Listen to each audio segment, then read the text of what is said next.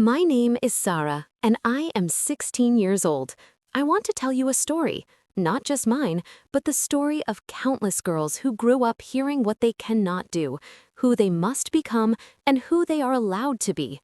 Many of us enter this world already carrying expectations that are centuries old, heavier than our tiny hands can hold. This is not just my truth. It is a mirror reflecting the struggles of so many daughters across the globe. I was born in a small house on the edge of a quiet village. My family lived a simple life. My father worked long hours at a workshop, and my mother stitched clothes to earn a little extra. We were not poor, but we were never comfortable either. When I was born, no sweets were distributed, no loud announcements filled the air, no relatives rushed in with blessings. Instead, there was a strange silence. My grandmother sighed heavily, as though something unfortunate had happened. "A girl again," she murmured.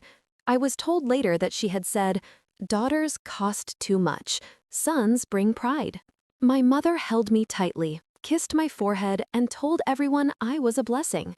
But even as a baby, I could sense the weight in the room, the quiet disappointment, the forced smiles, the unspoken judgments.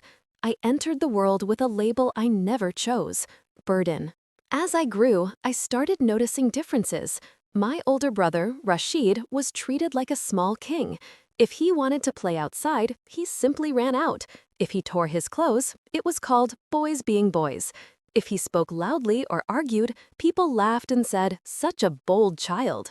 But me? I had different rules, rules carved in stone long before I was born. Whenever I went near the door, my grandmother blocked my path. "Girls don't run outside," she said sternly. "Sit properly, behave nicely." I never understood. I just wanted to jump in puddles, chase butterflies, and feel the wind in my hair like Rashid did. One evening, when I was around 7, I sneaked outside to play with the neighbors' kids. I felt free, pure, simple freedom. But it lasted for only a few minutes. My grandmother came out, grabbed my arm tightly, and dragged me home. "You are a girl," she scolded. "You must learn to stay inside. Girls must learn household work, not run around like stray cats. One day you will go to your husband's home. What will—" I didn't understand what she meant. Husband? Home? I was only a child. But to them, even my childhood was borrowed time, time that needed to be shaped into obedience. Years passed, and the cage around me grew smaller. Simple things like laughing loudly became shameful. Looking people in the eye was boldness. Asking questions was disrespect.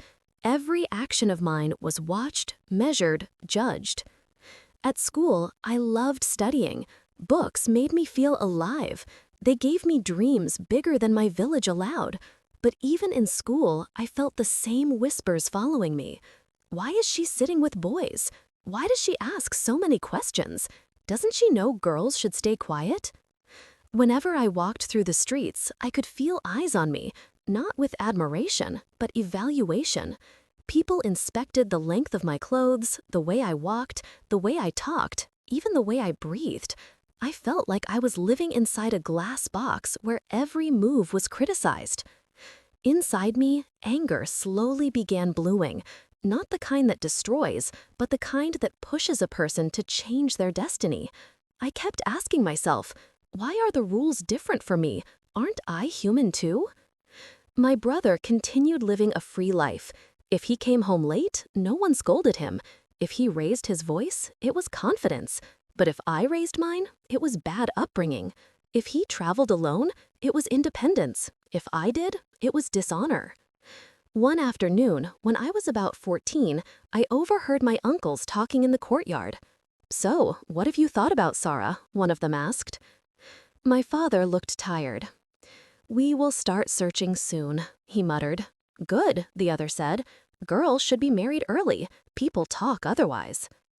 My heart sank. I had been naively imagining my future, maybe becoming a teacher, maybe seeing the world, maybe finding myself.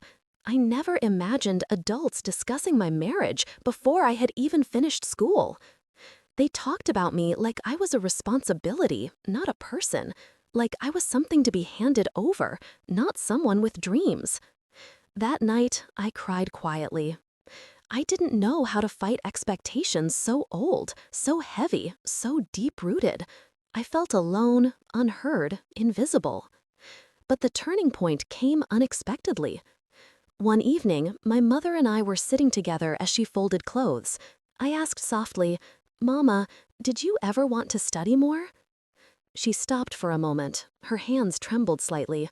Then she whispered, "I did. I wanted to become a nurse, but my parents said the same thing. They said I should prepare for marriage." She looked down at her hands. "I thought I would get a chance after marriage, but some chances never come back." Her voice carried pain, decades of silent tears swallowed behind forced smiles. In that moment, I realized something. I was about to repeat her life unless I changed my story. I couldn't bear the thought of giving up on my dreams, of waking up 30 years later regretting all the paths I never walked. A fire awakened inside me, stronger than. When I turned 16, the pressure increased. Random relatives started visiting us more often. They spoke openly about me as if I wasn't sitting right there. "She's grown up now. This is the right age. What if good proposals stop coming later? Educating girls too much is useless." No one asked me what I wanted. No one asked if I was ready. No one asked if getting married at 16 felt right or wrong. I felt like I was losing myself. One night, lying in the darkness, I stared at the ceiling. My heart was heavy, but my determination was firm. I told myself, I refuse to be an object. I refuse to be silent. I deserve a life of my own. The next morning, I woke up with trembling hands but a steady heart. I knew what I had to do. I waited until my father sat down for tea. My legs felt weak, my voice shaky. But courage doesn't mean fearlessness. It means speaking anyway. "Papa," I said softly. He looked up with tired eyes. "Yes, Sarah?" I took a deep breath. "Please don't force me to marry now. I want to study. I want a future, my own future. I want to stand on my own feet." He stared at me, confused at first, then thoughtful. "You know what people will say," he murmured. "Papa," I said, "people talk no matter what we do. But one day, they will respect a girl who becomes something on her own." There was silence. Long, heavy silence. I watched his expression shift. Conflict, surprise, realization. He didn't promise anything, but he didn't refuse. And that silence, that small opening, that tiny pause, it gave me hope. Days passed. The proposals stopped coming. My father grew quieter, more observant. My mother stood by him silently, supporting him, supporting me. One evening, he came home with new books in his hands and placed them on the table. "Your new term starts next week, right?" he asked. My heart swelled. Tears formed instantly. That moment felt like the sunrise after a long, cold night. I hugged him without thinking. "Thank you, Papa. Thank you." I knew the battle wasn't over. Society would still talk. Neighbors would still gossip. Relatives would still question. But I had taken the first step. I had chosen myself. And that mattered more than anything.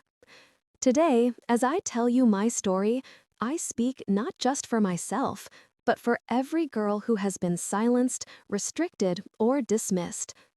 Girls are not ornaments. We are not possessions. We are not burdens. We are human beings with dreams, ambitions, and limitless potential. If a girl is supported, she can change her entire family. If a girl is educated, she can change her community. If a girl is empowered, she can change the world. So if you are a girl listening to this, you are not small. You are not weak. You are not an object. You matter. Your dreams matter. Your voice matter. And if you are someone watching this story, Please share it. Support the girls around you, your sisters, daughters, friends, neighbors. Encourage them, listen to them, believe in them. The future is not created by controlling girls. The future is created by empowering them. And remember this, when you respect a girl, you respect an entire generation.